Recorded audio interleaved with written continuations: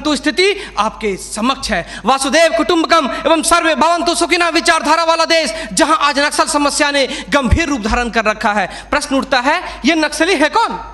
समाज के सबसे शांत, शहरों से दूर जंगलों में रहने वाले तथा खेतों के माध्यम से अपने जीवन यापन करने वाले वो लोग जो अपने पूर्वजों द्वारा दिए गए धरोहर को बचाने के लिए सरकार के खिलाफ हथियार बंद हो गए हैं और अंततः ये लोग नक्सली बनने पर मजबूर होते हैं। महोदय, आधुनिकीकरण के नाम पर उन गरीब आदिवासियों की जमीनों को छीन ली गई तथा उन्हें मजबूर कर दिया बंधुआ मजदूर बनने पर, किंतु आज उनकी अधिकारों की कोई बात तक नहीं करता। मन समर्पित, तन समर्पित और यह जीवन समर्पित। मैं पूछता हूं, देश की धरती तुझे क्या दूं, क्यों दूं और किस लिए न्यौछावर करूं अपना सब कुछ तुम पर? क्या इसलिए कि मुझे देशद्रोह जैसे शब्दों से नवाजा जाए या इसलिए कि मुझे फर्जी इनकाउंटर में मार दिया जाए? जी हां अध्यक्ष महोदय, कुछ ऐसा ही समय था जब मान्य सूर्य लखन भैया सोहराबुद्दीन तथा तुलसीराम प्रजापति को फर्जी इनकाउंटर में मार दिया गया। यह कैसी विडंबना है महोदय, हमारे विपक्षी साथी द्वारा मानव अधिकार का संरक्षण किए बगैर ही राष्ट्रीय सुरक्षा की बात करते हैं। जब आम लोगों का कोई अधिकार ही नहीं हो तो इस स्थिति में राष्ट्रीय सुरक्षा का क्या मतलब? मैं पूछना चाहता हूं अपने विपक्षी साथियों से,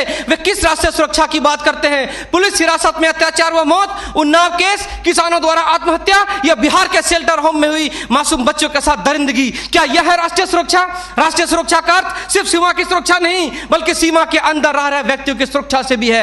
अपने हक को मांगे जाने पर लोगों को नक्सली तथा आतंकवादी करार दिया जाता है तथा यह सुरक्षा देने वाले पुजारी आईपीसी की धारा 124A के तहत गिरफ्तार कर उन्हें देशद्रोह का मुकदमा चलाते हैं, फिर फर्जी इनकाउंटर में भी मार गिराते हैं। जबकि सुनील बत्रा बनाम दिल्ली प्रशासन में माननीय न्यायाधीश ने स्पष्ट किया है कि फर्जी इनकाउंटर हत्या के समान है।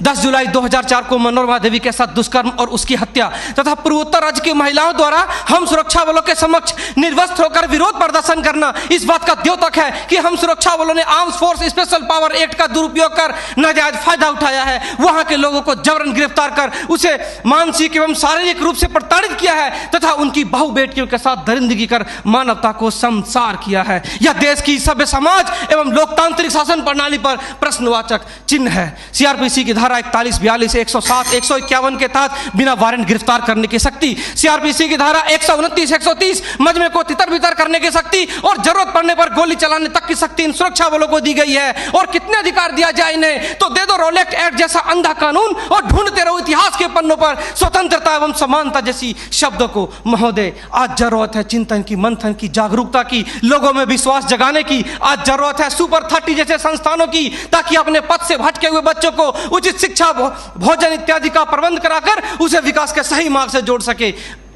अंत में फैसला माननीय निर्णायक मंडल के पर छोड़ते हुए गुरुदेव रविन्द्रनाथ टैगोर की इन पंक्तियों के साथ मैं अपनी वाणी को विराम देना चाहूंगा कि मैं जीना चाहता हूं इंसानों की फौज के बीच में, मैं जीना चाहता हूं उगते सूरज की किरणों के बीच में, सुंदरता और सुगंध के बीच में। मेरी इच्छा है काश मिल जाए मुझे थोड़ी सी जगह इन जीने वालों के दिलों के बीच में। जय हिंद,